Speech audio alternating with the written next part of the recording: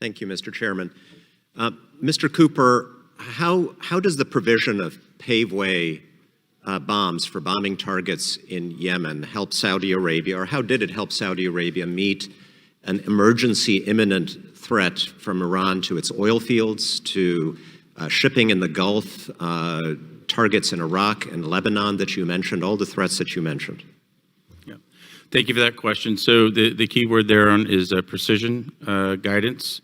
They're available not just for defenses of what you just enumerated, but it's also to actually address targets, to mitigate any targeting on anything that would be of Saudi interest. None of those things were being hit from Yemen. Those were direct Iranian threats against Saudi oil fields shipping. Paveway bombs are not defensive weapons against those kinds of threats. I would like to add that in a classified forum, I would like to further provide information on specificity on threats of That's not fine. just infrastructure, Let me just ask you but here, civilians as well. What share of those paveways have been delivered at this point?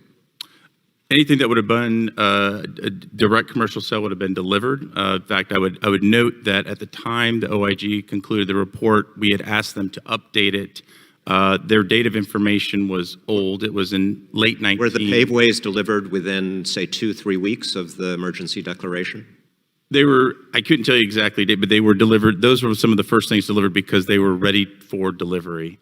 Okay. Why anything that was foreign military sales, which would have required additional development and delivery. Let me move on. Why did you spend 2 months deliberating and executing a decision to use this emergency declaration when you could have gotten the sale through in a month by going through the normal congressional notification?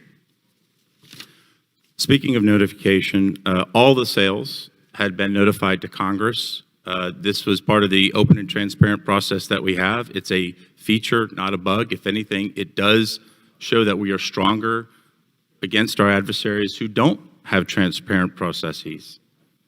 But to your question as to meeting those conditions, some of those conditions that we laid out was the Secretary of the United States providing confidence and assurance to our partners, Saudi Arabia and United Arab Emirates in particular, I understand. while sending a message to Tehran. And that is a policy goal that is ever present. It's not an emergency. Now, let me go to civilian casualty mitigation.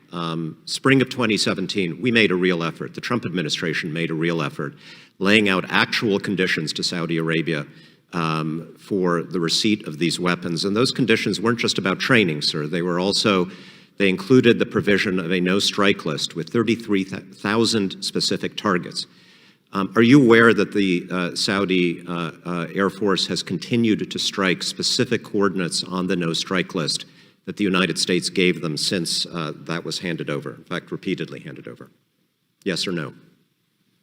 I could speak fully in another forum about the target integrity and challenges that the partners have had to meet from the Houthi rebels and others. I look forward to that. They have precisely continued to strike targets that we have precisely identified them as being on a no-strike list.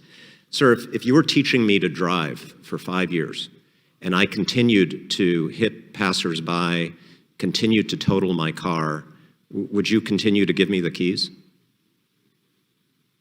Sir, we have a partner that is under extreme threat, a continuous threat, and a developing one. Yes. Those include our interests. We remain steadfast and shoulder to shoulder in our partnership. State Department talking points, and you know what?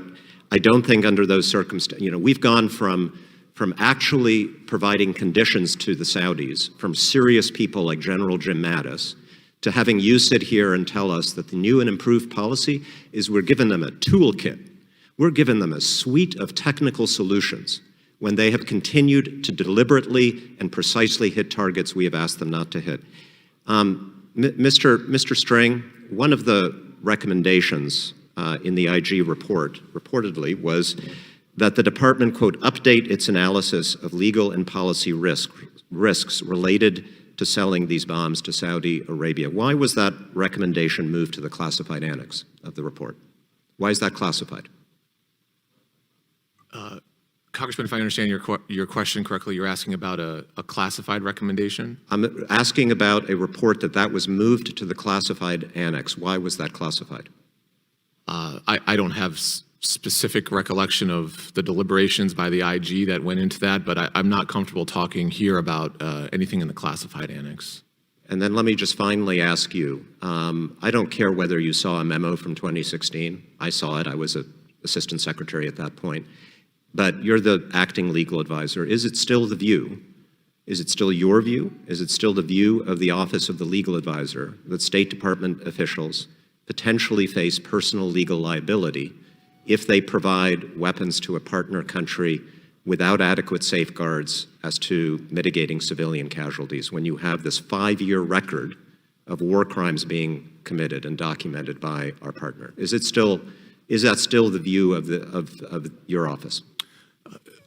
Congressman, thank you for that question. We are very aware of the issues that you raised. We take the issue very seriously, and all of the legal work that we do in the Office of the Legal Advisor ensures to the maximum extent possible that the risk is reduced as close to zero as possible. That's a mission statement. It's not an answer to my question. Is it still your view that U.S. officials face potentially personal legal liability if adequate safeguards are not met? I'm not asking you whether those safeguards have been met. Obviously, that's a much more controversial question. But as a legal matter, is that still the view, or have you changed it? Because that was the view of the office. Again, Congressman, our legal work, our legal analysis ensures that the U.S. government, across the government, takes every possible effort to address this serious issue. I can assure you we take it very seriously in the Office of the Legal Advisor, in other bureaus in the department, and throughout. If they do not, do they potentially face personal legal liability? Congressman, I've answered your question. You have I'm not going to get into specific legal conclusions, but I can tell you that we take the work very seriously, and that work continues. Let me just say, if we find out at some point that you or any other official in the State Department has changed that analysis, it would be an incredibly serious matter. And personally, I would consider you to face personal legal liability for that decision. With respect, I yield back.